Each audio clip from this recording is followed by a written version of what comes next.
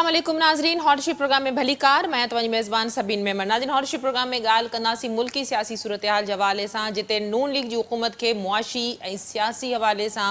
केतिरा ई चैलेंजिस आॾो आहिनि, त उते अदलिया इस्टेब्लिशमेंट जे हवाले सां पिणु चइजे त केतिरा ई महाज़ खुलियल आहिनि। इसहाक डार जी डिप्टी वज़ीर आज़म तौरु जेका मुक़ररी आहे, उन हवाले सां जेका काबीना डिवीज़न पारां नोटिफिकेशन त जारी कयो वियो आहे, पर चयो थो वञे त नून लीग इसहाक डार खे डिप्टी वज़ीर आज़म जो उहिदो ॾेई करे अणसिधी तरह इहो जेको मैसेज आहे उहो इस्टेब्लिशमेंट खे ॾिनो आहे। चई सघिजे थो त पीपल्स पार्टी तरफ़ इहो मैसेज हुजे, जॾहिं त पीपल्स पार्टी जी जेकॾहिं ॻाल्हि कजे त पीपल्स पार्टी पारां बिलावल भुट्टो ज़रदारी जो नालो पिणु गर्दिश हेठि हो। पर छा हिन वक़्तु नून लीग जी जेका सूरत हाल आहे सियासी हवाले सां, हिकु पासे अदलिया जा मामला आहिनि त ॿिए पासे बानी PTI जे हवाले सां जेका उन जा पार्टी जा अॻवान दावा करे रहिया आहिनि त जल्द बानी PTI ॿाहिरि हूंदो ऐं काफ़ी केसनि में हुनखे हुन सां जेका सूरत हाल आहे फ्लेक्सिबल माहौल जेको ठहंदो पियो वञे। छा नून लीग जा इस्टेब्लिशमेंट सां मामला ख़राब थी चुका आहिनि, या नून लीग इस्टेब्लिशमेंट सां गॾु पीपल्स पार्टी खे बि को मैसेज ॾियणु चाहे थी? इन ई मामले ते ॻाल्हाइण जे लाइ असांखे सीनियर सहाफ़ी ऐं तर्ज़ निगार शाहीन कुरैशी साहब ज्वाइन कयो आहे। शाहीन साहब, वेलकम कहती हूँ, आपने प्रोग्राम में ज्वाइन किया। शुक्रिया सबीन साहिबा। शाहीन साहब, क्या कहिएगा, गो कि ये पहली मर्तबा नहीं है इसहाक डार की डिप्टी वज़ीर आज़म के तौर पर जो मुकर्ररी है, ये पीपल्स पार्टी ने भी कर चुकी है, परवेज़ इलाही का भी मामला और बहुत सारे इस तरह के वाक़यात हैं। लेकिन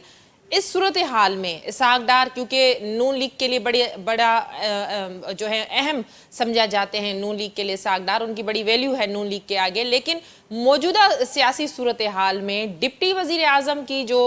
मुकर्ररी है इसहाक डार की, उसको आप कैसे देखते हैं? देखिए,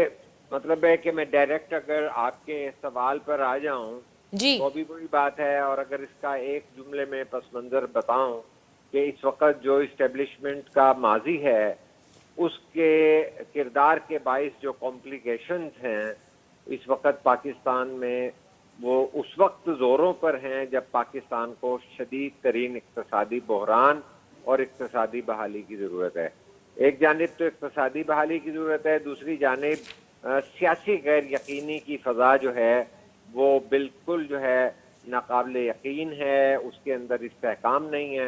अभी भी देखिए कि मौलाना फजलुर रहमान आज हलफ उठाने के बाद पहली बार जो है असम्बली में खिताब कर रहे हैं,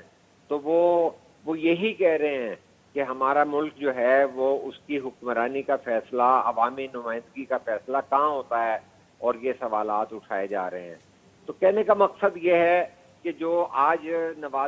शहबाज शरीफ वज़ीर आज़म साहब के बहुत ज़्यादा क्लोज, यानी नून लीग के इत्तेहादी मौलाना फजलुर रहमान जी अगर ये इस बहरान की या इस मसले की निशानदेही कर रहे हैं कि हमारी अवामी नुमाइंदगी के हक पर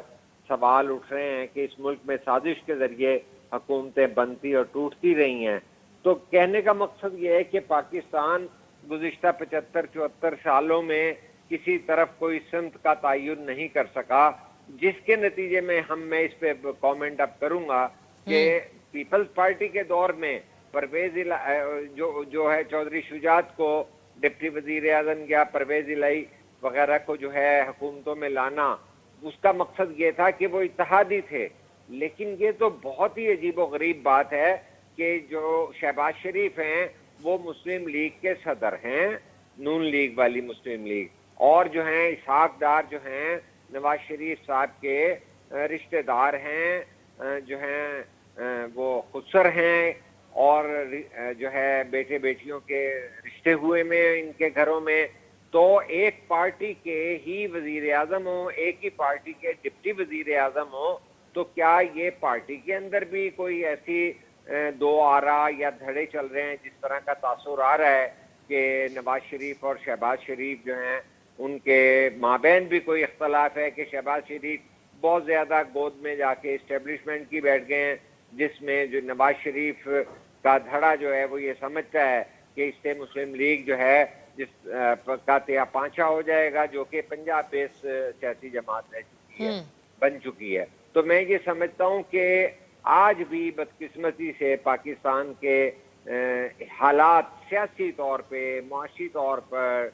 हर तरह अदालती तौर पर, यानी अदालतों का बहरान अपनी तरफ चल रहा है कि 6 जज जो हैं वो खतूत लिख रहे हैं کہ ہمیں جو ہے ایجنسیوں کے دباؤ کا سامنا ہے. اسمبلی میں جو تقریریں ہیں, اسمبلیاں بیچنے کی بات فضل الرحمان کر رہے ہیں, وہ اماؤنٹ بھی بتا رہے ہیں, کچھ بتاتے ہیں کہ اربوں روپے میں. تو یہ جس طرح پاکستان لیکن کو شاہین صاحب یہ جو اماؤنٹ بتایا جا رہا ہے یا جس طرح کی ایلیگیشنز ہیں, یہ کوئی پہلی مرتبہ تو نہیں ہے نا. پاکستان میں ہر انتخابات کے بعد یہ جو ہسٹری ہے وہ دہرائی جاتی ہے, یہ کوئی انہونی تو ہے نہیں. جی یہ انہونی اس لیے ہے کہ اس بار ہمیں اسٹیبلشمنٹ کہہ چکی تھی کہ وہ نیوٹرل ہو چکی ہے. جی کیونکہ اگر اسٹیبلشمنٹ کو دیکھیں اور وہ اسی کردار کو دیکھیں تو پھر تو انہونی نہیں ہے. انہونی اس لیے ہے کہ اسٹیبلشمنٹ نے دعویٰ کیا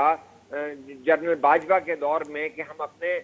سینئر اور جونیئر افسروں کو یقین دلا چکے ہیں 2.5-3 سال پہلے فروری میں کہ آئندہ جو ہیں تمام ادارے اپنے اپنے آئینی دائرہ کار میں چلیں گے اور سیاست میں مسلح افواج کا کوئی کردار آئندہ نہیں رہے گا. اس اعتراف کے بعد اور اس اعلان کے بعد توقع یہ کی جا رہی تھی کہ پاکستان کی سیاست اور اس کی تمام معاملات جو ہیں, عدالت, اس کی جو ہے اسمبلیاں, اس کی قیادت, اس کی ساری چیزیں جو ہیں ایک اپنے اپنے راستے کا تعین کریں گی اور پاکستان کسی ایک جمہوری سمت میں وفاقی پارلیمانی آئین کے تحت آگے پیش رفت کر سکے گا. لیکن کہنے کا مقصد یہ ہے کہ وہ جو باتیں اور دعوے اور یقین دہانیاں تھیں, اس کا مطلب ہے کہ آج جو اس وقت مولانا فضل الرحمان جو ہیں یہ بات کر رہے ہیں کہ نہ جیتنے والے مطمئن ہیں نہ ہارنے والے مطمئن ہیں, تو یہ تو پھر کوشچن مارک کا الیکشن پہ اس طرح ہو رہا ہے کہ اسٹیبلشمنٹ یقین دہانی کرانے کے بعد اپنی کریڈیبلٹی لوز کر رہی ہے. یا SIFC کے ذریعے ملک کی اقتصادیات کو سنبھالنے کے لیے بلا شبہ جو ہیں آرمی چیف اپنا رول ادا کر رہے ہیں, لیکن اس رول کے خاطر خواہ نتائج اس وقت تک نہیں آتے جب تک آپ قوم کو قومی اتحاد کے تحت اور ایک کنسنسس کے تحت اپنے ساتھ نہ ملا لیں. دیکھیے جو بھی ہمارے چیلنجز ہیں وہ خارجہ معاملات پہ بھی ہیں, وہ ہمسایوں کے ساتھ بھی ہمارے جو ہیں اچھے تعلقات نہیں, افغانستان کے ساتھ اچھے تعلقات نہیں ہیں, انڈیا کے ساتھ جو ہے مغربی بارڈر دیکھ لیں اور پھر ادھر دیکھ لیں کہ مودی پھر جو ہے الیکشن جیتنے کی جو ہے واویلا مچا ہوا ہے یا اس کے لیے ایک رائے ہموار کی گئی ہوئی ہے. تو ان تمام مشکل صورتحال میں پاکستان کی اپنی اسمبلی کے اندر کوئی ایک قومی نقطہ نظر موجود نہیں ہے کہ جب تک سیاسی طور پر استحکام نہیں ہوگا تو کس طرح معاشی طور پر استحکام ہو سکے گا. بالکل. آج تو جو ہے حکومتوں کے وجود کو چیلنج کیا جا رہا ہے کہ یہ بھی اسمبلیاں خریدی بیچی گئی ہیں مبینہ طور پر, اور ان میں بھی جو ہے توڑنے والی جو ہے اسٹیبلشمنٹ ہے یا کون ہے. اور تیسری طرف ہم دیکھ رہے ہیں کہ عدالتوں کے اندر بھی بے چینی ہے اور وہ معاملات کسی طرف ہمیں بیٹھتے دکھائی نہیں دے رہے ہیں. تو جب پاکستان کی سیاست اس طرح ہو کہ حکمران مسلم لیگ نون جس کو پیپلز پارٹی کی حمایت حاصل ہے, وہ یہ سمجھتی ہے کہ نائب وزیر اعظم کا عہدہ بھی لیے بغیر ان کا گزارا نہیں ہے, تو اس سے وسوسے اور بڑھ جاتے ہیں کہ وہ کیا دباؤ ہے کہ جس میں انہیں جو ہے اسحاق ڈار کو پہلے اکاموڈیٹ کرنے کے لیے وزیر خارجہ بنانا پڑا, چونکہ یہ بات باہر آ گئی تھی کہ انہیں وزیر خزانہ کے طور پر ایکسیپٹ نہیں کیا جا رہا. پھر انہیں اکاموڈیٹ کر دیا گیا ایک اتنے اہم پورٹ فولیو پہ جس میں ہم نے عالمی سطح پر اپنے تعلقات کو اور اپنے جو ہمارے جو ہے آئسولیشن ہے اس کو ختم کر کے اور انگیجمنٹ کر کے ہم نے اپنے معاملات کو سیدھا کرنا ضروری تھا. لیکن ادھر وزارت خارجہ کا لارڈ ہونے کے بعد بھی اسحاق ڈار کا لارڈ ختم نہیں ہوا اور انہیں نائب وزیر اعظم جو ہے شاہین صاحب آپ نے کہا وہ کیا پریشر ہے نون لیگ پہ پریشر ہے یا نون لیگ نے پریشر سسٹین کرنے دینے کی کوشش کی ہے؟ دیکھیے نون لیگ پہ پھر پریشر یہ ہوگا کہ بھئی جب آپ حکومت تو میں اقتدار میں اور وزارت عظمت میں تو پیپلز پارٹی کے حمایت کے تو فعل ہیں, لیکن اگر آپ پیپلز پارٹی کے بغیر ہی تمام جو ہیں یہ جو ہیں پریویلیجز لیں گے اور تمام معاملات لے کے چلیں گے, جبکہ حکومت جو ہے وہ اسٹیبلشمنٹ کے ہاتھ میں نظر آتی ہے. دیکھیے وزیر داخلہ اس ملک کے جو بنے وہ کون بنے؟ جو نگران وزیر اعلیٰ رہے پنجاب میں, ان کے نگران وزیر اعلیٰ بننے کا جو ہے प्रोसेस भी इस तरह नहीं था कि वो जो है उनको जो है निगरान जो है पीटीआई के जो है राजा रियाज साहब उनकी जो है वोट के ऊपर बनाया गया अपोजिशन की जानिब से, वो भी एक मिस्टीरियस बात थी। उसके बाद काकड़ साहब का निगरान वजीर आजम बनना भी कहीं और से रिकमेंड हुआ था, अब वो भी जो है दोबारा से वहां पर सेनेटर बन चुके हैं। फैसल बावडा सेनेटर बन के किसी के वोट का शुक्रिया नहीं कहते, कहते मैं तो आज़ाद हूँ। और इसी तरह हमारे जो हैं वजीर दाखिला जो हमारे जो है अंदरूनी दाखिली सलामती के इम्पोर्टेंट मसाइल उस वक़्त जबकि हमारे यहाँ दहशत गर्दी दोबारा सर उठा रही है, जब हम दहशत गर्द और स्मगलर मिलकर अपने टारगेट में जो है हमारे पाकिस्तान कस्टम्स को ला रही है कि हमारा डॉलर भी बाहर जा रहा है और स्मगलिंग के ज़रिए हमारी मईशत को भी ब्लीड किया जा रहा है, तो उसको भी अगर संभालना मुश्किल हुआ है तो ये पाकिस्तान में हो क्या रहा है। तो मैं ये समझता हूँ कि ये बहरान जो है नून लीग का बहरान है कि अगर वो पीपल्स पार्टी का रास्ता रोकने, ये तस्वर दिया जा रहा है कि पीपल्स पार्टी में बिलावल भुट्टो को अगर शामिल करने की बात की जाती तो वजारत खारजा और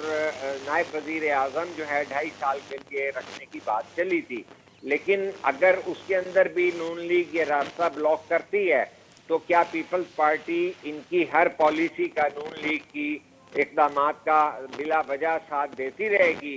जबकि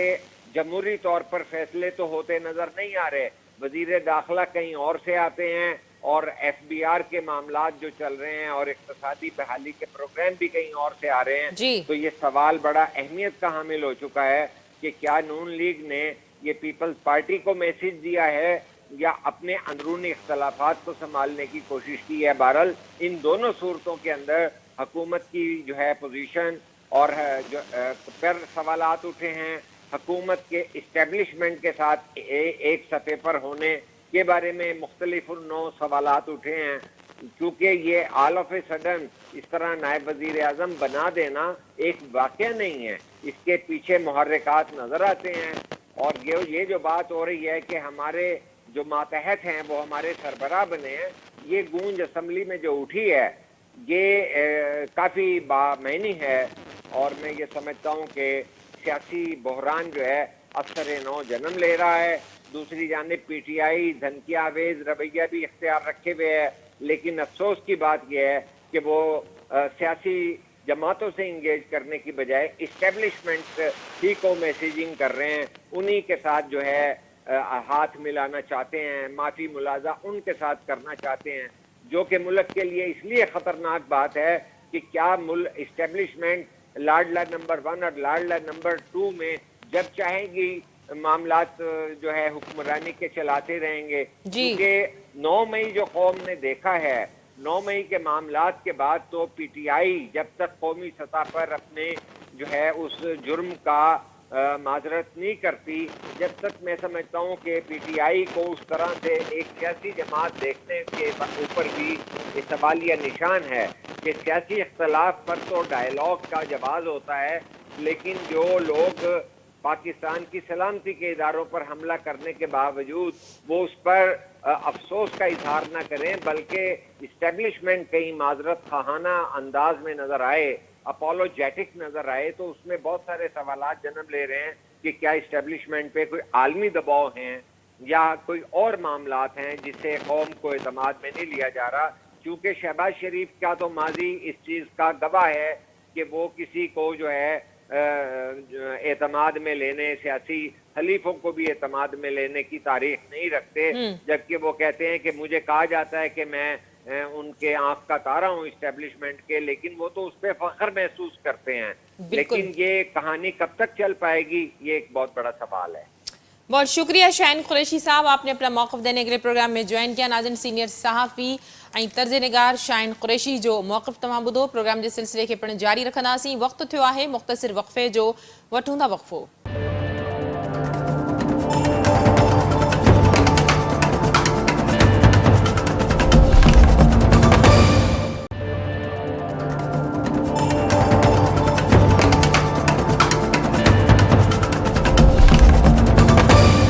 वेलकम बैक नाज़रीन प्रोग्राम जे सिलसिले खे अॻिते वधाईंदासीं। इन ई समूरी सियासी सूरत हाल ऐं मौलाना अॼु जेका ॻाल्हि कई आहे हलफ़ खणण खां पोइ पहिरियों भेरो ऐवान में हाज़िर थियण खां पोइ मौलाना हिकिड़ी तमामु वॾी ॻाल्हि कई आहे त हुननि जा PTI सां फ़िलहाल त के मुज़ाकरात कोन पिया थियनि पर डायलॉग खां इनकार बि न आहे। इन ई सियासी सूरत हाल ऐं डेवलपमेंट जे हवाले सां ॻाल्हाइण जे लाइ असांखे इस्लामाबाद मां सीनियर सहाफ़ी तर्ज़ निगार ऐं bureau chief Sindh TV news Shakir Solanki join कयो आहे। शाकिर भलीकार, तव्हां असांखे प्रोग्राम में जॉइन कयो। शाकिर, मौलाना जी एंट्री जे हवाले सां ॻाल्हि कंदासीं। अॼु मौलाना जी जेका एंट्री थी आहे उन खां पोइ मौलाना जेका गुफ़्तगू कई आहे, छा चई सघे थो त मौजूदा सूरत हाल में माज़ी जा इत्तेहादी रहंदड़ मौलाना ऐं नून लीग हाणे सिंपैथी जेका आहे मौलाना जी उहा PTI सां तमामु घणी नज़र अचे थी? हा, बिल्कुलु। मौलाना PTI सां अपोज़िशन जे बेंचुनि ते वेठो आहे ऐं मौलाना ऐं PTI जे विच में जेके तालुकात ख़राब हुया उहे हाणे बहाल थियण लॻा आहिनि। इन खां अॻु में मौलाना ॾे PTI जो डेलीगेशन छाकाणि त वञी चुको आहे, मौलाना जे घर वञी मौलाना सां मुज़ाकरात कया आहिनि। छाकाणि त मौलाना खे बि शिकायत उहा ई आहे जेका PTI खे शिकायत रही आहे त हुननि खे हाराए वियो आहे ऐं इन जे करे ज़ाहिर आहे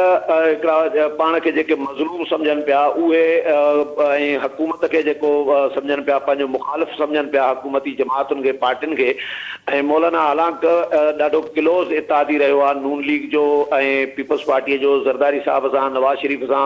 हुनजा ॾाढा सुठा ऐं बहितरीन तालुकात रहिया आहिनि। पर उनजे बावजूदि हू अॼु पंहिंजे पुराणे जेको हरीफ़ आहे इमरान ख़ान उनजे पार्टीअ सां बीठो आहे ऐं अॼु बि उन जेका तक़रीर हिन महिल मौलाना अॼु जेका कई आहे उन तक़रीर में बि मौलाना इहो चयो आहे त जलसा जुलूस करणु PTI जो हक़ आहे ऐं मां हुनजी हिमायत थो कयां। त मौलाना PTI जे जलसनि जुलूसनि जी एहतजाज जी हिमायत कई आहे ऐं कोशिशि इहा बि कई पई वञे त JUI ऐं PTI जेका आहे गॾियल एहतजाजी तहरीक हलाइनि ऐं मौलाना खे जेके शिकायतूं PTI जे हवाले सां, इमरान ख़ान जे हवाले सां रहियूं आहिनि उन ते बि JUI खां, मौलाना खां ख़ुदि असां बि सवाल जाम कया आहिनि। मौलाना अॼु बि जेका मीडिया सां गुफ़्तगू कई आहे उन में मौलाना चयो आहे त अञा ताईं फ़िलहाल मुज़ाकरात असांजा कोन शुरू थिया आहिनि पर मुज़ाकरात थी बि सघनि था ऐं मौलाना पाण बि हिन ते आहे। जॾहिं ॿई धुरियूं राज़ी हुजनि त पोइ यकीनी तौर ते पेशरफ़्त इन में थी सघे थी ऐं इमरान ख़ान बि चाहे थो त मौलाना सां गॾिजी एहतजाज कजे ऐं मौलाना बि चाहे थो त गॾिजी एहतजाज करे। इन जे करे ॿिन्ही जूं जेको तालुकात आहिनि उहे बहितर थियण लॻा आहिनि JUI ऐं PTI जे विच में। ऐं विच में हिकिड़ो इंसिडेंट अहिड़ो थियो जेको पशीन में PTI जलसो कयो 2 हफ़्ता पहिरियां, उन में मौलाना जे ख़िलाफ़ नारा लॻाया विया। महमूद ख़ान अचकज़ई बि मौजूदु हुयो पर उन नारनि खां पोइ वरी असद कैसर फौरी तौर ते मौलाना खे टेलीफोन कयो ऐं मज़रत बि कई हुई, मज़म्मत बि कई हुई ऐं मौलाना खे यकीन बि ॾियारियो त आइंदा इन क़िस्म जो सीन जेको आहे रिपीट न थींदो PTI जे कंहिं बि जलसे में, मां यकीन थो ॾियारियां। ऐं उन खां पोइ मौलाना वरी थधो थियो आहे ऐं JUI खां त असां खोड़ सारा सवाल कया आहिनि त बाबा मौलाना तो ऑन द रिकॉर्ड अलल ऐलान इहो चवंदो रहियो आहे त बाबा इमरान ख़ान मग़रिबी तहज़ीब जो नुमाइंदो आहे, यहूदी लाबी जो एजेंट आहे। इहे मौलाना जे ऑन द रिकॉर्ड शयूं मौजूदु आहिनि त उन सां मौलाना कहिड़े कीअं हली सघे थो। ऐं ॿियो PTI जे जलसनि में नाच गानो हलंदो आहे त मौलाना जे जलसनि में नाच गानो थींदो कोन्हे त इहे ॿई पार्टियूं कीअं हिकु जॻह ते वेही सघनि थियूं त इहे बि सवाल मौलाना खां असां कया आहिनि। पर मौलाना चयो त असांखे बि अहिड़ा ई रिज़र्वेशन आहिनि जिन ते PTI सां पहिरियों असां ॻाल्हाईंदासीं, हू असांजी तशफ़ी कराईंदा, तसली कराईंदा, यकीन ॾियारींदा त असांजा तहफ़ुज़ात जेके आहिनि उन्हनि जे बारे में उहे जेकॾहिं दूरि कनि था त उन खां पोइ असां हुन सां गॾिजी एहतजाजी तारीख़ हलाए सघूं था। पर फ़िलहाल ॿई पार्टियूं जेके आहिनि उहे पंहिंजी अलॻि अलॻि जेको तहरीक जेका आहे एहतजाजी जलसनि जी सूरत में उहे शुरू करे चुकियूं आहिनि। अॼु मौलाना पार्लियामेंट में जॾहिं हलफ़ कयो आहे त मौलाना जो अॼु पहिरियों ख़िताबु आहे पार्लियामेंट से बाज़ाब्ता तौर ते ऐं मौलाना उहो ई अहसासु ॾियारे पियो जेके शिकायतूं आहिनि मौलाना खे त बाबा मुल्क कहिड़े मोड़ ते बीठो आहे ऐं सियासी जमातुनि सां ॻाल्हाइण जी ज़रूरत हूंदी आहे। तव्हां कुझु सियासी जमातुनि खे इक़्तिदार में आंदो आहे, कुझु सियासी जमातुनि खे दीवार सां लॻायो वियो आहे ऐं जेके हाराईंदड़ आहिनि उहे बि परेशान आहिनि ऐं जेके खटी आयल आहिनि उहे बि मुतमइन कोन्हनि। त उहे ई जेके शिकायतूं आहिनि मौलाना जूं उहे हुन अॼु पार्लियामेंट में ख़िताब दौरान जेको आहे उहे बयानु कयूं आहिनि। जी ठीकु। अच्छा शाकिर, इसहाक डार जे हवाले सां जेकॾहिं ॻाल्हि कजे त इसहाक डार जी जेका मुक़ररी आहे इहा नून लीग जी मजबूरी आहे या नून लीग जो पैगाम आहे? इसाक डार जी जेका मुक़ररी आहे इन जा ॿ पहलू आहिनि। हिकिड़ो त इन पहलू हिकिड़ी एंगल इहा बि ॾिठी पई वञे त छा नून लीग बिलावल भुट्टो ज़रदारीअ जे लाइ जेके ॻाल्हियूं हलनि पियूं, जेके मीडिया में डिस्कस थिए पियो त उहो नाइब वज़ीर आज़म थी सघे थो, त छा नून लीग सीट ते पोतड़ो रखी कपिड़ो रखी पंहिंजी सीट ते इहा बुक न करे छॾी, बिलावल जो रस्तो त न रोकियो आहे। पर पीपल्स पार्टीअ जे अॻुवाननि जो चवणु आहे त बिलावल भुट्टो ज़रदारी नाइब वज़ीर आज़म बणजण जे में इंटरेस्टेड न आहे, न पीपल्स पार्टी आहे। ऐं पीपल्स पार्टी चाहे थी त बिलावल भुट्टो डायरेक्ट वज़ीर आज़म थिए। उहो हिन असेंबलीअ में बि पीपल्स पार्टी इहो चवे थी त हिन असेंबलीअ में बि थी सघे थो। ऐं 3 सालनि खां पोइ शहबाज शरीफ़ खां पोइ वरी 3 सालनि खां पोइ जेको आहे शहबाज शरीफ़ इस्तीफ़ा ॾे ऐं बिलावल वज़ीर आज़म बणिजे, इन क़िस्म जी बि शइ थी सघे थी। पर बिलावल डायरेक्ट वज़ीर आज़म थींदो। ऐं ॿियो पहलू इहो जेको सम्झ में बि अचे थो त असल में लॻे ई थो त नवाज़ शरीफ़ पंहिंजो असर रसूख़ हुकूमत में वधाइण थो चाहे ऐं इसाक डार खे नवाज़ शरीफ़ जे ग्रुप जो लाबीअ जो माण्हू सम्झियो वेंदो आहे। ऐं नवाज़ शरीफ़ छाकाणि त सदारत जेका आहे पार्टीअ जी नून लीग जी सदारत उहा बि हाणे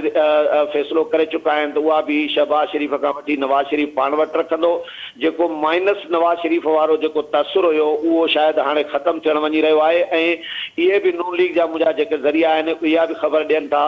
त अहसन इक़बाल जेको सेक्रेटरी जनरल आहे नून लीग जो, अहसन इक़बाल खां पार्टीअ वारो उहिदो सेक्रेटरी जनरल वारो उहिदो जेको आहे उहो वापसि वरितो वेंदो ऐं उनजी जॻह ते ख्वाजा साद रफ़ीक जेको नवाज़ शरीफ़ जो घणो क्लोज़ सम्झो थो वञे ऐं उनखे सेक्रेटरी जनरल बणायो वेंदो। त इन तरीक़े सां नवाज़ शरीफ़ जो पार्टीअ ते बि असर रसूख़ गिरफ़ वरी ॿीहर मज़बूत थी वेंदी ऐं हुकूमत में बि जेका हुनजो असर रसूख़ ऐं गिरफ़ हूंदी उहा मज़बूत थी वेंदी इसाक डार जे नाइब वज़ीर आज़म जे शक्ल में। त शहबाज शरीफ़ जा एक्चुअली अख़्तियार इन सां लॻे ईअं थो त घटिजी वेंदा। पार्टीअ जे हवाले सां बि पार्टी सदारत जी बि न रहंदी ऐं हुकूमत में बि हुन सां गॾु जेको आहे वज़ारत उज़मा में हिकिड़ो शेयर जेको होल्डर आहे इसाक डार बतौर नाइब वज़ीर आज़म हूंदो। ऐं इन सां नून लीग इहो सम्झे थी त असां जेके घणा माण्हू एडजस्ट करे सघंदासीं। मिसाल जे तौर ते ख्वाजा साद रफ़ीक इलेक्शन न खटी सघियो आहे, उहो हिन महिल उन वटि को बि उहिदो कोन्हे त हुनखे पार्टी जो सेक्रेटरी जनरल बणायो वेंदो। ऐं नून लीग इहो बि चए थी नून लीग जा ज़रिया त छाकाणि त इसाक डार वटि प्लानिंग जी मिनिस्ट्री बि आहे, अहसन इक़बाल वटि प्लानिंग जी मिनिस्ट्री बि आहे, सीपेक बि आहे ऐं बैन सूबाई वज़ारत बि आहे। त 3 ज़िमेदारियूं हुकूमत जूं हुन वटि आहिनि त हू पार्टीअ खे टाइम इन जे करे नथो ॾेई सघे। त 3 वज़ारतुनि जे करे सुबुह खां राति ताईं हू ऑफिस में वेठो आहे। इन जे करे ज़रूरत आहे त ॿियो माण्हू पार्टीअ जो सेक्रेटरी जनरल जे तौर ते आंदो वञे। त नवाज़ शरीफ़ नून लीग जा ज़रिया ॿुधाइनि था त ख्वाजा साद रफ़ीक खे सेक्रेटरी जनरल बणाईंदो। त इसाक डार जी जेका मुक़ररी आहे का मजबूरी कोन हुई, बज़ाहिर का बि मजबूरी कोन हुई ऐं न वज़ीर आज़म जो उहिदो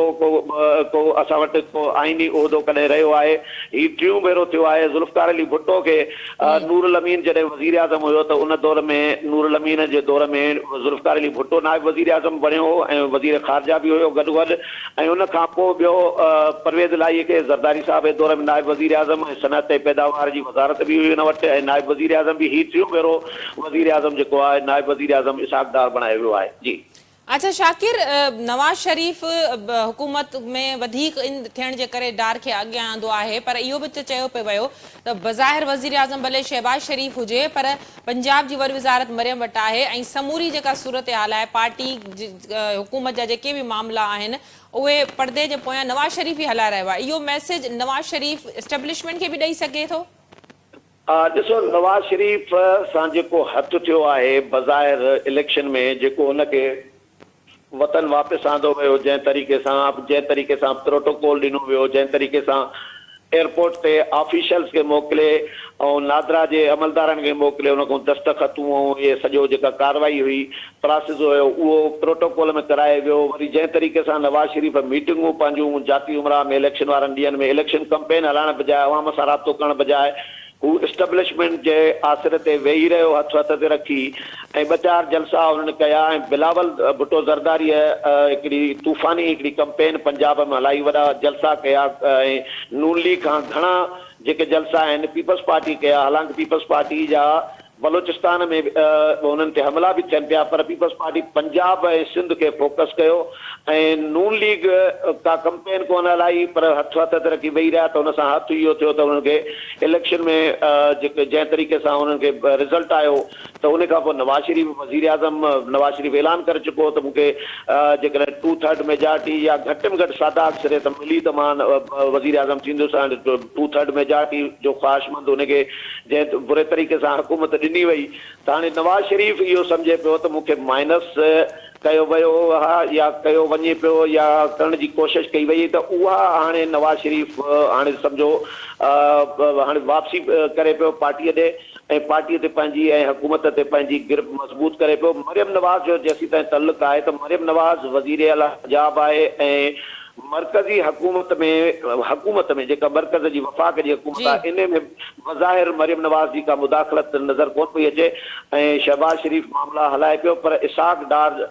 हाणे जेको आहे नाइब वज़ीर आज़म थियो आहे, कल्ह ई थियो आहे, त हाणे ॾिसजे त इसाक डार पंहिंजा नाइब वज़ीर आज़म जा इख़्तियार या ऑफिस या हू छा घुरे थो, डिमांड कहिड़ी करे थो, इख़्तियार केतिरा इस्तेमालु करे थो, इहो वरी इसाक डार ते डिपेंड करे थो। उन खां पोइ क्लियर थींदियूं शयूं त वाकई नवाज़ शरीफ़ पंहिंजी हुकूमत में असर रसूख़ वधाइण जे लाइ इहो कयो आहे या को टारगेट या हदफ़ ॿियो आहे। जी वरी महिरबानी शाकिर सोलंगी, तव्हां पंहिंजो तस्वीर ॾियण लाइ प्रोग्राम में जॉइन कयो। नाज़रीन, सीनियर सहाफ़ी दर्जनिगार शाकिर सोलंगी असां सां गॾु हो। यकीनन हिन वक़्तु सियासी हवाले सां जेका उथल पुथल थी आहे, ख़ासि करे मरकज़ी हुकूमत में नायब वज़ीर आज़म जो जेको उहिदो मिलियो आहे, डार खे चई सघिजे थो त इहो नवाज़ शरीफ़ हुकूमत ते पंहिंजी ग्रिप मज़बूत करण ऐं अणसिधी तरह इस्टेब्लिशमेंट या पीपल्स पार्टी खे हिकिड़ो मैसेज ॾिनो आहे। इन हवाले सां इसाक डार जो इहो बि चवणु हो त डार मिलियल उहिदे मां मुतमइन न हो ऐं डार नवाज़ शरीफ़ जे घणो वेझो सम्झो वञे थो, इन करे उनखे मुतमइन करण जे लाइ इन तरह जो उहिदो क्रिएट कयो वियो आहे। हिकु दफ़ो ॿीहर जॾहिं त माज़ी में 2 दफ़ा 3 दफ़ा ईअं थी चुको आहे, पर नाइब